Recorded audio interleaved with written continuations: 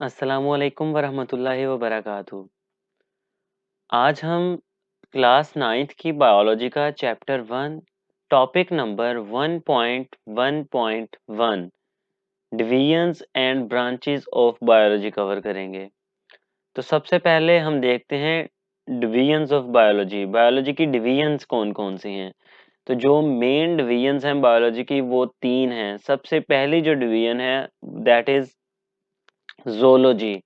अब जैसे कि नाम से वाज़ा है ज़ू, ज़ू मीन्स जहाँ पे एनिमल्स रखे जाते हैं, सही है। तो ज़ूलॉजी मतलब वो स्टडी जिसमें हम एनिमल्स को स्टडी करें, तो वो क्या कहलाएगी? ज़ूलॉजी। ज़ू मीन्स एनिमल्स, लॉगी मीन्स स्टडी। तो ज़ूलॉजी मतलब एनिमल्स की स्टडी जिसमें हम एनिमल्स के किसी भी तरह के बिहेवियर को कि वो किस तरह रिप्रोड्यूस करते हैं, किस तरह खुराक हजम होती है और ऑल दैट किस तरह अपने आप को सरवाइव करते हैं, जितनी भी स्टडी रिलेटेड टू एनिमल्स आ जाएगी वो किस डिवीजन के अंडर आएगी? वो आ जाएगी जोलॉजी के अंदर। अच्छा, जो दूसरी डिवीजन है दैट इज बोटनी। बोटनी जो है वो स्टडी है प्लांट्स की। प्लांट्स किस तरह रिप्रोड्यूस करते हैं, किस तरह वो अपनी नस्ल आगे बढ़ाते हैं, किस तरह फल बनाते हैं, किस तरह अपनी वो खुराक पैदा करते हैं और सूरज की रोशनी को यूज करते हुए किस तरह खुराक बनाते हैं। जितना भी प्लांट्स का बीज से लेके और अपनी पूरी उम्र गुजारने का जितना भी लाइफ स्पैन है उसमें उसके जितने भी चेंजेस उसमें आती हैं उस सब की स्टडी हम किस में करते हैं? हम बॉटनी में करते हैं। अच्छा, एक तीसरी जो है डिवीजन है जो बायोलॉजी की वो है माइक्रोबायोलॉजी। अब वर्ड माइक्रो जो है उसका मतलब होता है स्मॉल, छोटा। अच्छा, अब माइक्रो वो चीज़ होती है, हम माइक्रो मोस्टली उस चीज़ को कहते हैं इन साइंस कि जो हमारी इंसानी आँख से हमें नज़र ना आ सके। मतलब उसके लिए हमें माइक्रोस्कोप या इस तरह की कोई चीज़ इस्तेमाल करनी पड़े, जो कि उसे मैग्नीफाई करके हमें दिखाए। तो माइक्रोबायोलॉजी उन जानदारों की स्टडी है जो हमें इंसानी आँख से नज़र नहीं आते। मिसाल के तौर पे वायरसेस जैसे कोरोना वायरस है इंसानी आँख से नज़र नहीं आता, तो हम उसे माइक्रोस्कोप की मदद से देखते हैं। या फिर कोई भी बैक्टीरिया या इस तरह के जितने भी जानदार हैं जो इंसानी आँख से नज़र नहीं आते, वो किस तरह उनकी डिवीजन होती है, किस तरह वो आगे अपनी नस्ल बढ़ाते हैं, किस तरह वो बीमारियां कॉज करते हैं। तो ये सारा जो आ जाएगा ये एक बायोलॉजी की तीसरी डिवीजन जो कि माइक्रोबायोलॉजी है उसके अंडर आ जाएगा। अच्छा, अब हम चलते हैं ब्रांचेस की तरफ के जो बायोलॉजी की ब्रांचेस हैं वो कौन कौन सी हैं। तो जो सबसे पहली ब्रांच है दैट इज मॉर्फोलॉजी। अच्छा, जो मॉर्फ मतलब मॉर्फ का वर्ड है, इसका मतलब होता है फॉर्म एंड स्ट्रक्चर, कि उसकी शक्ल कैसी है, वो किस तरह की फॉर्म में है और कैसी शक्ल में है। तो जो ये चीज़ की इस चीज़ की स्टडी है वो हम किस में कवर करते हैं? वो मॉर्फोलॉजी में कवर करते हैं। कि मिसाल के तौर पे जो हमारा हार्ट है वो इस तरह नज़र आता है और वो इस तरह का उसका स्ट्रक्चर है, या इंसानी जिस्म इस तरह का नज़र आता है, या जो भैंस है वो इस तरह की नज़र आती है, गाय इस तरह की नज़र आती है। तो जो हम किसी भी जानदार की उसकी फॉर्म और उसके जो स्ट्रक्चर हैं उसकी जो हम जब हम स्टडी करेंगे तो वो जो मॉर्फोलॉजी है इस ब्रांच के अंडर आ जाएगा। अच्छा, नेक्स्ट जो इसकी ब्रांच है दैट इज एनाटॉमी। तो अब तो पहले हम कर रहे थे एक्सटर्नली कर रहे थे हम स्ट्रक्चर्स को। जब हम उस स्ट्रक्चर को इंटरनली स्टडी करेंगे, हम उसे खोल के डाइसेक्ट करके हम उसको स्टडी करेंगे। जैसे कि अगर हम मिसाल के तौर पे हम हार्ट की स्टडी कर रहे हैं, दिल की स्टडी कर रहे हैं, तो हम अगर दिल को डाइसेक्ट करके खोल के उसके चैम्बर्स को देखते हैं और ये इस उसको स्टडी करते हैं, तो वो जो आ जाएगा वो एनाटॉमी के अंदर आ जाएगा। तो मतलब जितने भी इंटरनल स्ट्रक्चर्स हैं लिविंग ऑर्गेनिजम्स के, उनकी स्टडी किस किस ब्रांच में आ जाती है?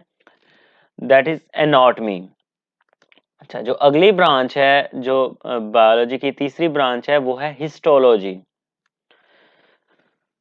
अच्छा, जो वर्ड हिस्टो है, हिस्टो का मतलब होता है टिश्यू।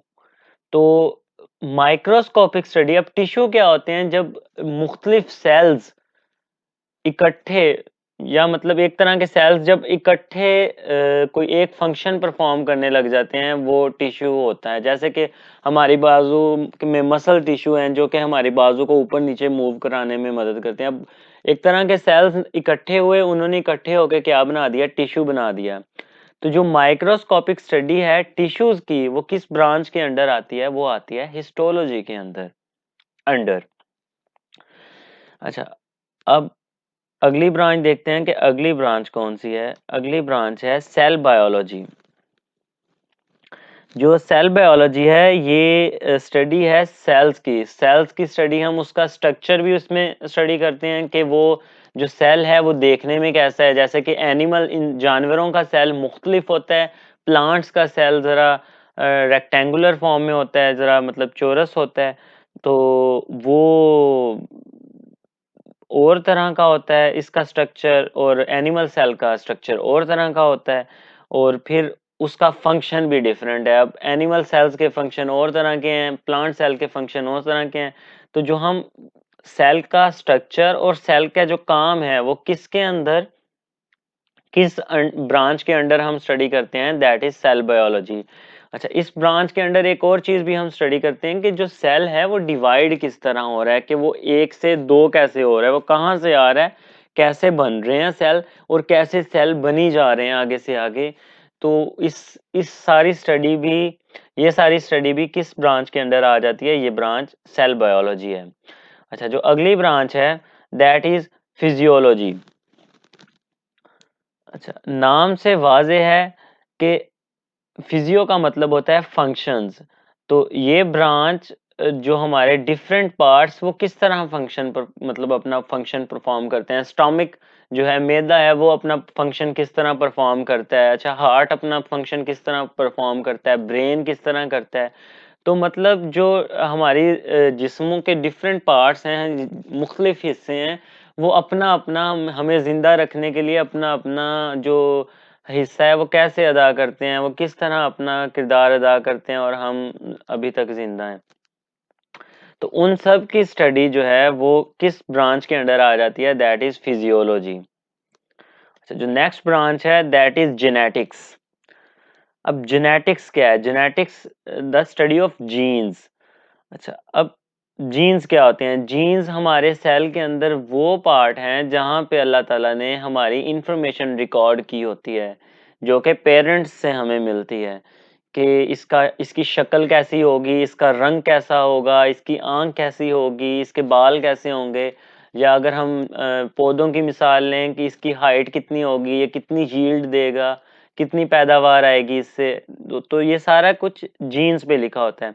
और यही जीन्स बहुत अहम किरदार अदा करते हैं इनहेरिटेंस में। अब इनहेरिटेंस क्या होता है, इनहेरिटेंस मतलब जो चीज़ हमें पेरेंट्स से मिलती है। मिसाल के तौर पे अगर एक कपल है जिसका बच्चा, जिसकी आंखें ब्लू कलर की हैं, तो ज़ाहिर-सी बात है उनमें से किसी पेरेंट की या मदर की या फादर की आंखें ब्लू कलर की होंगी, जिसकी वजह से उसकी आंखें भी ब्लू कलर की आ गई, या किसी फैमिली चेन में पीछे किसी और की ब्लू कलर की होंगी। तो इनहेरिटेंस का मतलब है कि अपने जो आबाओ-अजदाद हैं उनसे जो आगे हमारे अंदर कैरेक्टर्स ट्रांसफर होते हैं, वो किसके थ्रू होते हैं, वो जीन्स के थ्रू होते हैं। तो जीन्स हेल्प करते हैं उन कैरेक्टर्स को आगे ट्रांसफर कराने में। तो ये सबसे अहम जो मतलब हमारे जिस्म का हिस्सा है जिस पे हमारी इंफॉर्मेशन सारी लिखी होती है, वो है जीन्स। और इनकी स्टडी किस ब्रांच के अंडर आ जाती है, जेनेटिक्स के अंडर आ जाती है इसकी स्टडी। अच्छा, जो नेक्स्ट ब्रांच है दैट इज एम्ब्रियोलॉजी। अच्छा, अब आपको मैं बताता हूँ कि एम्ब्रियो क्या होता है। एम्ब्रियो होता है कि जब एग और स्पर्म जब फ्यूज करते हैं, किसी मेल का एग और फीमेल का सॉरी किसी मेल के स्पर्म्स और फीमेल के एग जब फ्यूज करते हैं तो एम्ब्रियो बनता है। उस एम्ब्रियो की स्टडी एम्ब्रियोलॉजी कहलाती है। सही है। अब जो एम्ब्रियो है ये बिफोर बर्थ बनता है, मतलब किसी भी जानदार की पैदाइश से पहले जो स्टेज होती है दैट इज एम्ब्रियो। तो बर्थ से पहले ये बनता है, उस सब की स्टडी वो कैसे बना और उसमें क्या-क्या चेंजेस आए, कैसे-कैसे करते वो पूरा एक इंसान या एक जानदार या एक जानवर या एक पौधा का बीज कैसे बन जाता है, तो उस सब की स्टडी एक ब्रांच के अंडर आ जाती है, दैट इज़ एम्ब्रियोलॉजी। अच्छा, अगली जो ब्रांच है दैट इज़ टैक्सोनॉमी। अच्छा, जो टैक्सा का वर्ड है, टैक्सा यूज़ होता है नेमिंग एंड क्लासिफिकेशन के लिए, मतलब किसी चीज़ को नाम देना, क्लासिफाई करना, क्लास बना देना उसकी। तो इसकी जो सादा मिसाल है, जो मतलब सादा ज़िंदगी में के दे सकते हैं, वो ये है कि देखें, एक एक स्कूल है, उसके अंदर बहुत से स्टूडेंट्स हैं। मिसाल के तौर पे 9th क्लास के 4 सेक्शन हैं।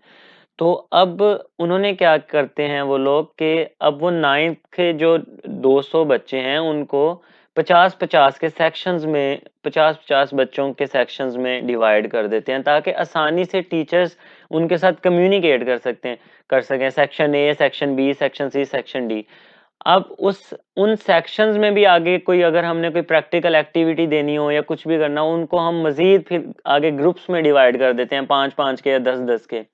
तो अगर वो 5-5 के ग्रुप्स में डिवाइड करते हैं तो 10 ग्रुप्स बन जाते हैं, ताकि मज़ीद टीचर चेक कर सके कि अच्छा, मेरी क्लास जो 50 की क्लास है उसमें कौन-सा बच्चा कैसे परफ़ॉर्म कर रहा है। तो एग्ज़ैक्टली यही टैक्सोनॉमी में होता है कि हम जानदारों को एक तो नाम देते हैं, उसमें उनके नाम रखे जाते हैं, साइंटिफिक नाम, ताकि हर जानदार को उसके नाम से पहचाना जा सके। और दूसरा जो इसमें होता है वो होती है क्लासिफिकेशन। क्लासिफिकेशन का फ़ायदा ये हो जाता है कि वो जान सकें कि अच्छा, अगर ये इस क्लास में जो जानदार हैं वो इस मतलब दूसरे जानवरों से मिलता है। जैसे कि हम ममेलिया फैमिली से हैं, वी बिलोंग्स टू मैमल्स। तो अब मैमल्स में भेड़ बकरी भी आ जाती है और इस तरह के बहुत से जानदार आ जाते हैं जो अपने बच्चों को दूध दूध पिलाते हैं और उनके जिस्म पे फर होती है। तो अब सिमिलैरिटीज़ मतलब जो एक जैसे हमारे करैक्टर होते हैं, या एक जैसी हमारी जो चीज़ें होती हैं, उनकी बिना पर, या जो चीज़ें मुख्तलिफ होती हैं, उनकी बिना पर हम जानदारों को एक ग्रुप में या मुख्तलिफ ग्रुप्स में तक़सीम कर देते हैं। जिससे हमें उनका स्टडी करना, उनका सारा कुछ देखना वो आसान हो जाता है हमारे लिए, साइंसदानों के लिए। तो ये सारा कुछ किस ब्रांच के अंदर आता है? ये आती है टैक्सोनॉमी। इसमें हम क्लासिफाई कर देते हैं ऑर्गेनिजम्स को इनटू ग्रुप्स, ग्रुप्स बना दिए जाते हैं, फिर उन ग्रुप्स के भी आगे सब ग्रुप्स बना दिए जाते हैं। अच्छा, तो जो अगली ब्रांच है बायोलॉजी की, दैट इज़ पैलेंटोलॉजी। अच्छा, जो वर्ड पैलेंट है, इसका मतलब होता है फॉसिल्स, सही है? तो फॉसिल्स क्या होते हैं? फॉसिल्स मतलब जो जानदार हमसे बहुत पहले उन जिनके निशान इस दुनिया से खत्म हो चुके हैं, जो अब नापैद हो चुके हैं, या कुछ जानदार जो ज़िंदा भी हैं, जो बहुत पहले थे हमसे, उनके जो जिस्म के बाकियात हैं या इस तरह का कुछ, वो ज़मीन के अंदर दफ़न हो जाता है और उसका एक मतलब हमें उसकी कुछ मिल जाती हैं चीज़ें, जिसकी बुनियाद पर हम चेक कर सकते हैं कि अच्छा, इस तरह के जानदार पहले मौजूद होंगे। जैसे कि डायनासोर्स पहले थे, अब उन्हें हमें उनके स्केलेटन, उनकी हड्डियाँ, इस तरह की चीज़ें मिलती हैं, जिसकी बुनियाद पर हम अंदाज़ा लगाते हैं कि वो इतने बड़े थे। तो ये होते हैं फॉसिल्स। अब उनकी स्टडी, जिसमें हम फॉसिल्स की स्टडी करें, तो वो आ जाता है पैलेंटोलॉजी। तो ये एक बायोलॉजी की ब्रांच है जिसमें हम फॉसिल्स की स्टडी करते हैं। अच्छा, अगली जो ब्रांच है दैट इज़ एनवायरमेंटल बायोलॉजी। इस जो एनवायरमेंटल बायोलॉजी है, इसमें हम देखते हैं कि जो एक जानदार है, वो किस तरह अपने एनवायरनमेंट के साथ इंटरैक्ट करता है। एक मतलब गंदम का अगर हमने पौधा लगाया हुआ है, तो अगर हीट ज़्यादा हो जाती है, गर्मी ज़्यादा हो जाती है, उसका क्या इफ़ेक्ट है उस गंदम के पौधे पे? अगर जो सर्दी है वो ज़्यादा हो जाती है, तो उसका क्या इफ़ेक्ट है गंदम के पौधे पे? अगर हवा तेज़ चल रही है, तो उसका क्या इफ़ेक्ट है गंदम के पौधे पे? ऐसे ही मिसाल गर्मियों में है, गर्मियों में हमें पसीना आ रहा होता है, तो गर्मियों का एक अलग इफ़ेक्ट है हमारे इंसानों के जिस्म पे, और सर्दी में हमें कँपकँपी लग रही होती है और हमें सर्दी लग रही होती है, हम काँप रहे होते हैं ताकि कुछ हीट प्रोड्यूस की जा सके। तो सर्दियों का एक अलग इफ़ेक्ट है हमारी बॉडी पे। तो जो हम मतलब इंटरेक्शन हम देखते हैं कि ऑर्गेनिज्म और उनके इन्वायरमेंट का आपस में क्या इंटरेक्शन है, इस सब की स्टडी इन्वायरमेंटल बायोलॉजी कहलाती है और ये एक बायोलॉजी की एक अहम ब्रांच है। अच्छा, जो अगली ब्रांच है दैट इज सोशियो बायोलॉजी। अब सोशियो का मतलब होता है सोशल बिहेवियर, वो किस तरह जो जानदार हैं वो बिहेव करते हैं दूसरे जानदारों के साथ, वो उनका लाइफ स्पैन कैसा है, उनका उठने सोने का साइकिल कैसा है, कब वो सोते हैं कब उठते हैं, उनकी जितनी भी सोशल लाइफ है वो दूसरों के साथ कैसे इंटरेक्ट करते हैं, क्या बिहेवियर शो करते हैं इन्वायरमेंट में। तो ये जितना भी इस तरह की स्टडी है जानदारों की, वो एक ब्रांच सोशो बायोलॉजी के अंडर आ जाती है। अच्छा, तो अब ये जो जानदार हैं, ये जब एक-दूसरे के साथ सोशली रहते हैं, तो वो ज़ाहिर-सी बात है एक सोसाइटी में एक सोसाइटी बना देते हैं। तो अब हम फिर ये भी देखते हैं कि अच्छा, उस एक पर्टिकुलर जानदार का उस सोसाइटी में क्या मतलब किरदार है, वो क्या किरदार अदा कर रहा है और कैसे कर रहा है और दूसरे जानवरों के साथ कैसे रह रहा है। तो ये सारा कुछ सोशियो बायोलॉजी के अंडर आ जाता है। अच्छा, अगली ब्रांच है पैरासाइटोलॉजी। अब पैरासाइट्स क्या होते हैं? पैरासाइट्स वो जानदार होते हैं जो कि दूसरों से अपनी खुराक हासिल करते हैं और उसके बाद उन्हीं के अंदर वो रहते हैं या उन्हीं के ऊपर रहते हैं। तो जैसे कि अक्सर मतलब बच्चों के सर में जुएँ पड़ जाती हैं, तो वो एक पैरासाइट होता है जो कि हमारे जिस्म के ऊपर रहता है और हम हमसे ही हमा मतलब खुराक हासिल कर रहा होता है। या जैसे हम मिसाल दे सकते हैं नीमाटोड्स, कुछ बच्चों के पेट में कीड़े पड़ जाते हैं, तो वो कीड़े भी क्या कर रहे होते हैं, वो हमारे जिस्म में रह रहे हैं और हमारी खुराक ही यूज़ कर रहे हैं। जब वो हमारी बच्चे की खुराक इस्तेमाल करने लग जाते हैं, तो बच्चा कमज़ोर होने लग जाता है। तो इसी तरह मिसाल है फंजाई की, बैक्टीरिया की, इस तरह जो पौधों पे रहते हैं, जानदारों पे रहते हैं। अब किसी पे अगर फंगस का अटैक गंदम पे फंगस का अटैक हो जाए, फंजाई का अटैक हो जाए, तो गंदम की पैदावार कम हो जाती है क्योंकि वो खुराक जो है, वो गंदम इस्तेमाल करने लग जाता है। तो ये जो पैरासाइट्स हैं, ये रहते भी उसी जानदार पे हैं, मतलब एक जानदार पे रहते हैं और फिर रहने के बावजूद और नुकसान क्या पहुँचाते हैं कि उससे खुराक भी हासिल करते रहते हैं, जिसकी वजह से वो कमज़ोर हो जाता है। तो ये पैरासाइट्स हैं। अब इस सब की जो स्टडी है वो आ जाती है under the branch of biology parasitology. Parasitology में हम इस सब को स्टडी करते हैं। अच्छा, जो नेक्स्ट ब्रांच है दैट इज बायोटेक्नोलॉजी। बायोटेक्नोलॉजी क्या है? बायोटेक्नोलॉजी में हम लिविंग ऑर्गेनिजम्स, माइक्रो ऑर्गेनिजम्स, जो छोटे ऑर्गेनिजम्स होते हैं, कुछ बड़े, उनको हम इस्तेमाल करते हैं कुछ इनोवेटिव चीज़ें बनाने के लिए, कुछ नई चीज़ें बनाने के लिए। मिसाल के तौर पे अब हम जो इंसुलिन यूज़ करते हैं, जो हम अपने शुगर के मरीज़ों को इंसुलिन लगती है, वो हम एक बैक्टीरिया से हासिल करते हैं। तो उस बैक्टीरिया की मदद से वो इंसुलिन हासिल हो रही है, जिसकी वजह वजह से बहुत से जो शुगर के मरीज़ हैं, उनका इलाज हो रहा है और वो अपनी ज़िंदगी नॉर्मल तरीके से गुज़ार रहे हैं। या और भी बहुत सी मिसालें हैं, जैसे बायोटेक्नोलॉजी को हम यूज़ करके अब हमने पहले हम गंदम से लेते थे 20 मन पर एकड़, 1 एकड़ से सिर्फ़ हम 20 मन इस तरह ले रहे थे मतलब खुराक गंदम। अब जो है, अब हम 50 मन, 60 मन एवरेज ले रहे हैं।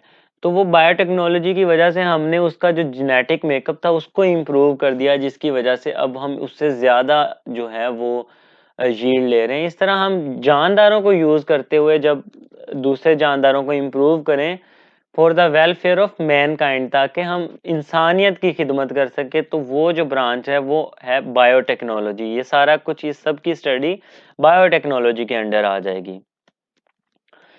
अच्छा, जो नेक्स्ट ब्रांच है बायोलॉजी की दैट इज इम्यूनोलॉजी। अब इम्यून सिस्टम कैसा है हमारी बॉडी का, हमारे जितने भी जानदार हैं वो उनका इम्यून सिस्टम कैसा है, जब कोई बाहर से एक्सटर्नल जब कोई वायरस, बैक्टीरिया या कोई भी चीज़ इस तरह की जो दाखिल होती है, जो हमारे जिस्म में एक बैड इफ़ेक्ट पैदा करती है या हमें बीमार करने की कोशिश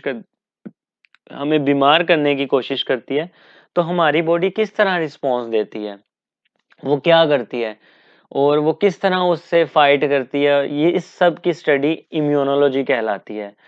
तो हर जानदार का जो इम्यून सिस्टम है वो डिफरेंट है। अब अगर वो जो बीमारी है वो हावी आ जाए हमारे इम्यून सिस्टम पे, तो फिर हम मेडिकेशन की तरफ जाते हैं, कोई मेडिसिन यूज़ करके आर्टिफिशियली हमारी जो इम्यूनिटी है उसको स्ट्रॉन्ग करने की कोशिश करते हैं, ताकि हम उस बीमारी के अगेंस्ट ओवरकम कर सकें। फिर हम वैक्सीन्स करवाते हैं, एंड इस तरह की कुछ और मेडिसिन यूज़ करते हैं। अच्छा, जो नेक्स्ट ब्रांच है that is entomology. Entomology basically एक सब ब्रांच है एग्रीकल्चर की। एंटोमोलॉजी में हम स्टडी करते हैं इंसेक्ट्स की। जो भी कीड़े मकोड़े हैं, जैसे कि मक्खी हो गई, लाल बेग हो गया, इस तरह के जितने भी कीड़े हैं उनकी स्टडी करते हैं। ग्रास होपर हो गया जो फसलों पे आ जाता है अक्सर, या टर्माइट हो गई। तो इन सब की जो स्टडी है वो आ जाती है इंसेक्ट्स में। अब वो इंसेक्ट्स का जो हम उसमें ये भी देखते हैं कि अच्छा उनका लाइफ साइकिल कैसा है, वो किस तरह ग्रो करते हैं, हम उनको कंट्रोल कैसे कर सकते हैं इंसेक्ट्स को, ये भी इसके अंडर अंडर आता है। फिर हम उन इंसेक्ट्स, कुछ इंसेक्ट्स होते हैं जो कि दोस्त कीड़े कीड़े होते हैं और वो हमें फ़ायदा भी पहुंचाते हैं, जैसे हनी बी है, और भी बहुत सी मिसालें हैं। और ये बहुत से कीड़े हैं जो ये फसलों में जो हमें बीज मिलता है वो इन कीड़ों की वजह से मिलता है, क्योंकि अगर ये कीड़े ना हो तो क्रॉस पोलिनेशन ना हो। तो बहुत सी इस तरह के जो कीड़े हैं उनकी जो स्टडी है वो किस ब्रांच के अंडर आती है, वो आती है एंटोमोलॉजी के अंदर। तो हम इसमें उनके लाइफ साइकिल को पढ़ते हैं, उनका तरीका है, मतलब वो किस तरह जो इफेक्ट करते हैं, किस तरह वो फसल को खराब करते हैं, वो भी हम पढ़ते हैं। उसके बाद हम उनको किस तरह कंट्रोल कर सकते हैं, अगर वो जानदारों में है, जान पौधों में है, जानवरों में है, तो हम उनको कंट्रोल किस तरह कर सकते हैं, ये सारा कुछ एंटोमोलॉजी में आ जाता है। और जो लास्ट ब्रांच है दैट इज फार्माकोलॉजी। इस ब्रांच में हम स्टडी करते हैं ड्रग्स। ड्रग्स मीन्स मतलब जो कोई भी ड्रग्स जो कि हम इंसान या कोई जानदार या कोई जानवर लेता है उसकी स्टडी, और उनका इफेक्ट्स क्या है हमारी ह्यूमन बॉडी पे।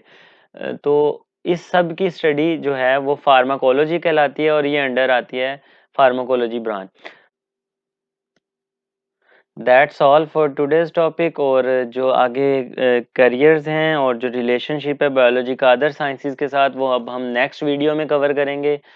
Thank you so much. और अगर आपके कोई क्वेश्चंस हैं तो वो आप कमेंट बॉक्स में लाजमी डालिएगा, ताकि हम आपकी क्वेरीज को आंसर कर सकें। Thank you. जज़ाकल्लाह।